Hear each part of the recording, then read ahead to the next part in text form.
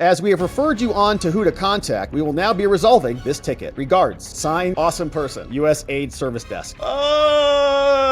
Your account's disabled. Unfortunately, was not able to meet with him, and I'm going to continue to try today to be able to meet with the acting administrator because I want to hear straight from him. Yeah. Are these the orders that he gave? He doesn't want to talk to you. Let's see, a transgender opera in Colombia, $47,000 to do an LGBTQ trans comic book in Peru, $20,000 a pop to do drag shows in Ecuador. President Trump blocked the senators from entering the building. USAID, a mega grift that's been going on for years, sucking American tax dollars out for various nefarious purposes that we'll talk about coming up, is now coming to a close. And the Democrats tried to get into the building today and they couldn't do it. We have a hero who just stood there with his arms crossed like this. So you're not coming in. Don't even think about it. This senator, Chris Van Hollen, posted this little temper tantrum. You can see they're all out there. Jamie Raskin didn't bring his do-rag today. And they were talking about this, all of them explaining how the USAID provides aid and benefit to starving grandmas in the Sahara Desert and all the stuff. And then they decided, all right, enough. We're going to be brave. They can't keep us out. They can't lock out the employees. We're going to raid it. We're going to go insurrect the building. We're just going to walk right in there. Here's what that looked like at the tail end before the camera cuts out. Thank you all for being here. And again, thank the folks who work for AID and do wonderful work on behalf of our country.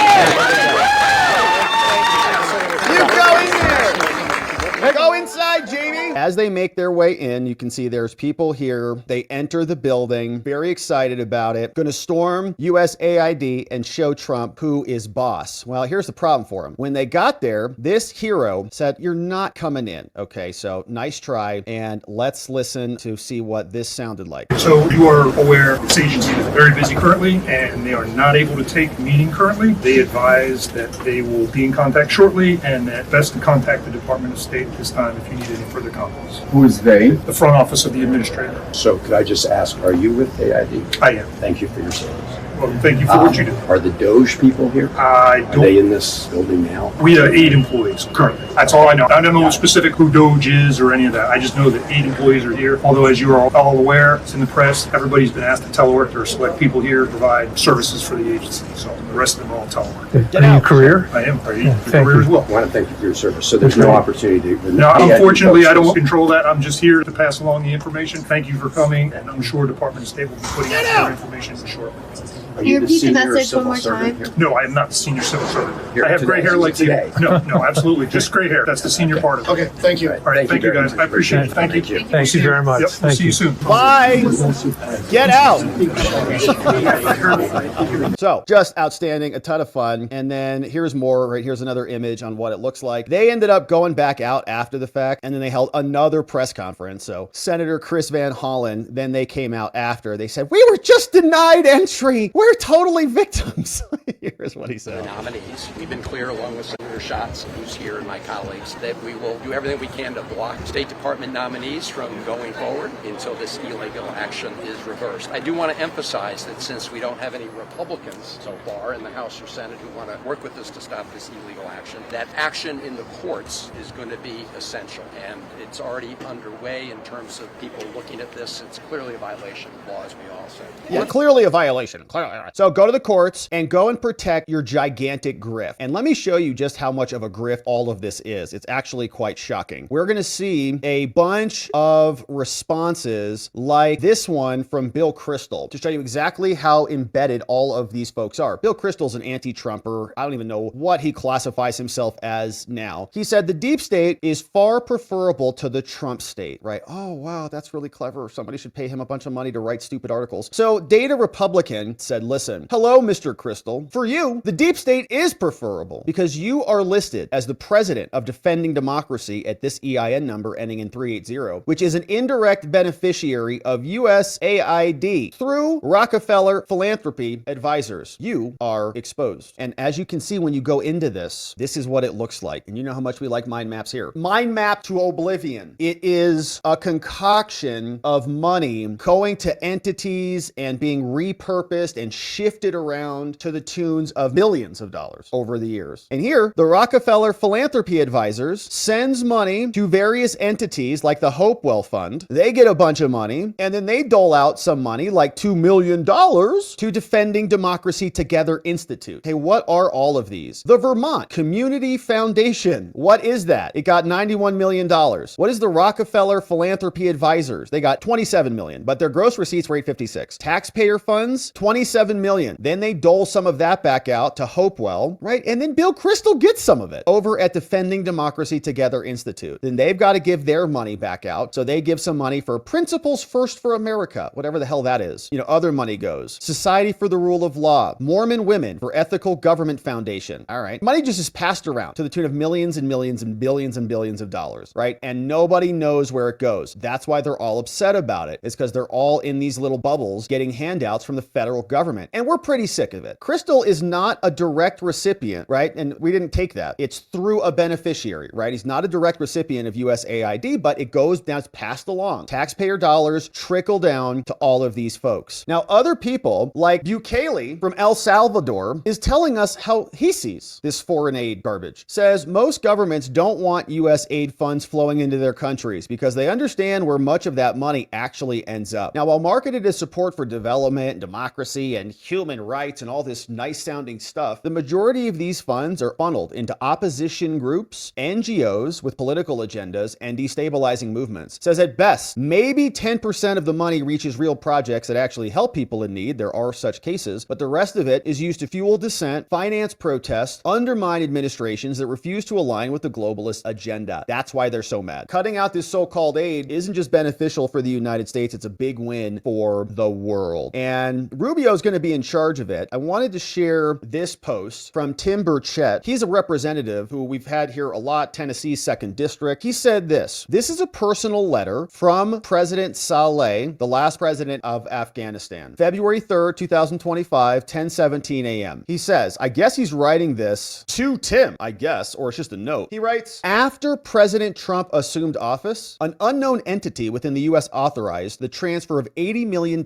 in cash to the Taliban. They are auctioning this money to stabilize the Afghani right now from President Saleh, right? And this is why Trump did all of this, right? You're cut out of the systems. You're blocked. The websites are off. Your emails are canceled. You're done. Don't even come into the office because these entities were still just pilfering and ransacking the treasury. Trump comes in, says, stop this. They're just doling out cash as fast as they can. Pretty sick behavior. Now, other money is missing, including this Ukraine money. Now, this, I believe, is way beyond the scope of USAID. But if we can't even account for $100 billion in U.S. military aid, what is going on? And that is why Trump is doing what he's doing, so that it all stops, because the grift is over. This is Zelensky admitting that they only got $75 billion of $177 billion in U.S. aid. Says, I don't know where all the money is. Did it disappear when it left America and got to Ukraine? Or did it disappear when it got to Ukraine and then was spent in Ukraine? Or both? Or did it disappear before it even left the United States? Asking ourselves, where did this all happen? Here's Zelensky admitting. Дивіться, я коли чую, і раніше чув, і сьогодні ми чуємо від Сполучених Штатів Америки, що Америка дала Україні сотні мільярдів. 177, якщо сказати більш точно. Така звучала точна цифра, яку підтримували або голосував Конгрес, тощо різні організації. Дивіться, я як президент воюючої країни вам говорю, ми отримали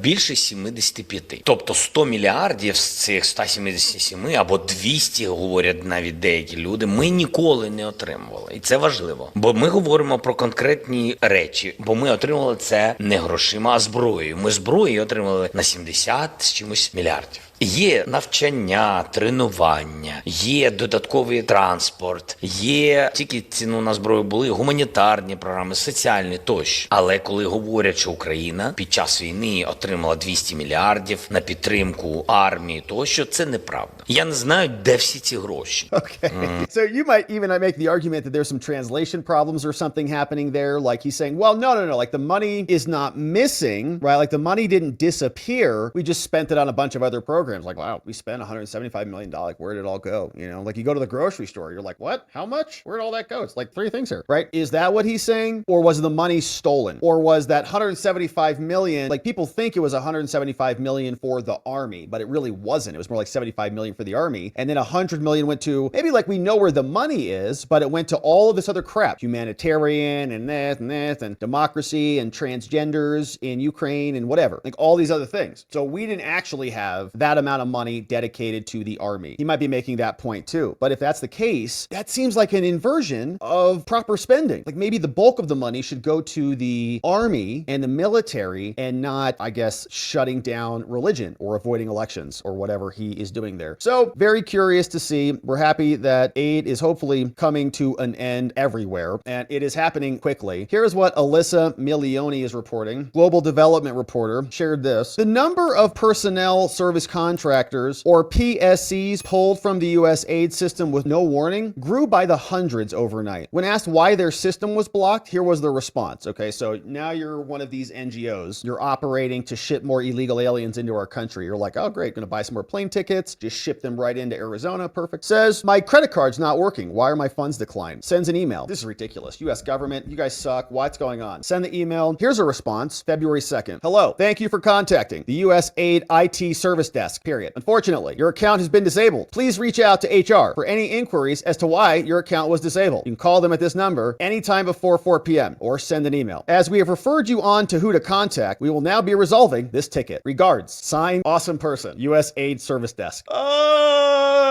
Your account's disabled. That's why it's not working. Thanks for writing in. Have a great day. Don't reply. The only thing that would make this better is if the email was from no reply. No reply, US8.com. No reply. What am I going to do with all these illegals? I have like 1,000 illegals. I was going to put them on an airplane. Oh, they're in your house now. They're yours. So enjoy. All right. So they got canceled and they're having a rough go of this, trying to understand how this is all going to work. Here's a little bit of this guy. He also tried to get in there today. And this is another senator. He wasn't able to get in. I started off my career in public service at USAID, and I just have to say how proud I was to be able to serve the country, how proud I was to work for USAID, to be part of the foreign policy of this country. Yeah. And I have to tell you, it was really tough today walking through these same doors 20-some years later, only to see it shut down to employees. Now, I got all weekend long, I was getting calls and phone calls from people that I worked with at USAID before, people that are there now, people who have been disrespected by this administration that pushes them to the side, basically calls them criminals,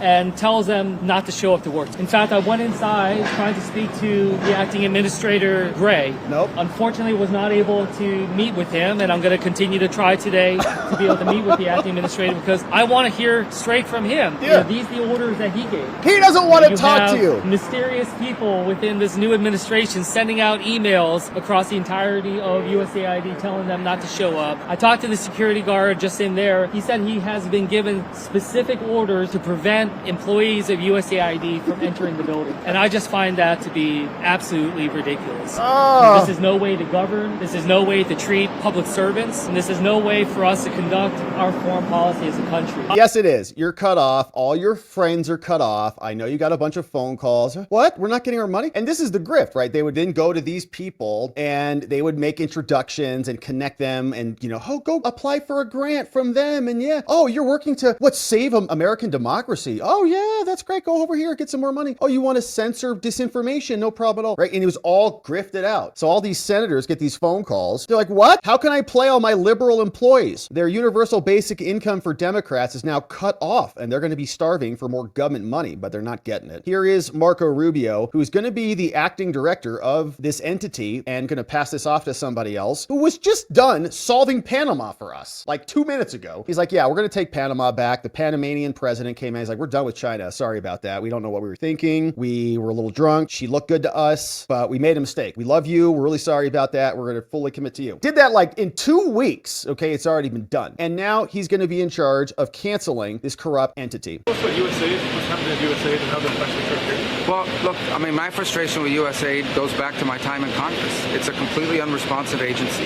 It's supposed to respond to policy directives of the State Department, and it refuses to do so. So the functions of USAID, there are a lot of functions of USAID that are going to continue, that are going to be part of American foreign policy, but it has to be aligned with American foreign policy. I said very clearly during my confirmation hearing that every dollar we spend and every program we fund, that will be aligned with the national interest of the United States. And USAID has a history of sort of ignoring that and deciding that there's somehow a global charity separate from the national interest. These are taxpayer dollars. And so I'm very troubled by these reports that they've been unwilling to cooperate with people who are asking simple questions about what does this program do, who gets the money, who are our contractors, who's funded, and that sort of level of insubordination makes it impossible to conduct the sort of mature and serious review that I think foreign aid writ large should have. We're spending taxpayer money here. These are not donor dollars, these are taxpayer dollars, and we owe the American people the assurances that every dollar we are spending abroad is being spent on something that furthers our national interests. And so far, a lot of the people that work at USAID have just simply refused to cooperate. Are you currently in charge of USAID, or are you? I'm the acting director of USAID. I've delegated that authority to someone, but I stay in touch with him. And again, our goal was to go in and align our foreign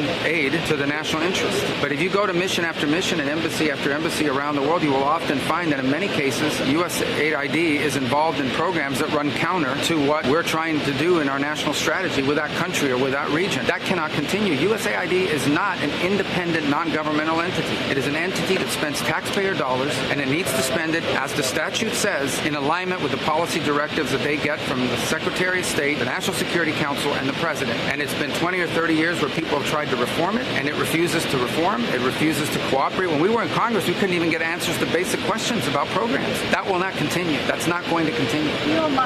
Amazing. I've articulated to you my challenges with it, and they go back to my time in Congress. Okay, we would ask them questions. Who does this program fund? Who gets the money? We won't tell you. We don't need to tell you. We're apolitical. Yeah. American foreign policy isn't apolitical. American foreign policy is to further the interest of the United States. If someone wants to spend apolitical dollars, they should spend private dollars, go start a charity, and you can fund anyone you want. But if you're going to spend taxpayer money, then you need to spend it in furtherance of the national interest of the United States. That's exactly what I said at my confirmation hearing. And this is not my frustration. This frustration has existed now for almost a quarter century in multiple administrations that have gone through this challenge. It's going to stop and it's going to end. Well done, Marco Rubio. And just cleaning house from day one. In fact, even the websites are down. The Twitter account, X account, sorry, Elon, don't ban me, is down. And there are senators who are like begging to get in the building. Several of them. Let me in. All the grift is now cut off. And even Margaret Brennan over on CNN or CBS, wherever she is now getting a dose of reality from Representative Brian Mast. Here's what that sounded like. Was purging of people throughout the State Department, other agencies, where we're freezing aid. These are all very important and necessary steps to make sure that we secure America, and we're going to support that. I'm sorry, can I follow up on what you just said there? You want to authorize purging of State Department personnel? What does that mean exactly? Gone. Well, if you want to take a look at the State Department, where DEI has been a priority over, let's say, diplomacy in many accounts, I could give you hundreds of examples of where they were authorizing. Sure, let's list them off. $500,000 to expand atheism in Nepal, $50,000 to do, let's see, a transgender opera in Colombia, $47,000 to do an LGBTQ trans comic book in Peru, $20,000 a pop to do drag shows in Ecuador. Shall I continue with more examples of where DEI was the priority? It certainly seems like there could be a review of things. Foreign aid, as you know, is less than 1% of the entire federal budget. So we're talking small amounts of money by comparison. We're still talking. Okay, so you're not going to miss it then. We're just going to lop off 1%, and it's not going to be a big deal at all. Just little peanuts here and there. They don't need tranny lesbian comic books in Peru. They can write their own tranny lesbian comic books in Peru. I'm sure there's many maybe there. I don't know. But they can figure that out on their own. They don't need American taxpayers and our dollars to do it. Now, here's another interesting example of this. All this is coming to an end. Andy NGO, aka Andy No, says an Arizona attorney named Mayra De La Torre, who worked for the Mexican government in Tucson, was caught on a sting instructing illegal foreign nationals to lie to law enforcement. This training session happened at a Southside Worker Center, and this project came over from the Oversight Project. In a partnership with Real Muckraker, we've obtained footage from a former Mexican consulate lawyer coaching illegal aliens how to lie to law enforcement and fraudulently seek asylum asylum. The Southside Worker Center in Tucson acts as an employment and information center for illegal aliens, right? Southside Worker Center. So who's funding it? We should check USAID. Not only is the center linking illegal day laborers with businesses across Tucson, they're also training illegals how to break the law. On numerous occasions, the Mexican consulate of Tucson has hosted informational seminars there, and during one seminar that we sat on, former Mexican consulate attorney encouraged illegals to lie to law enforcement, telling illegals that in the event that they're questioned by law enforcement, to say that they're only volunteering and to seek asylum by claiming their life was in danger in the home country, right? Our investigation reveals that the Southside Worker Center is in direct violation of U.S. code. Accordingly, we've referred this over to Tom Homan and the Oversight Committee. So a lot of this stuff, I think, was being funded by American dollars. And so all of that is going to be coming to a screeching halt. So liberals, Democrats barricaded from entering their grift zone, and the winning is only going to continue.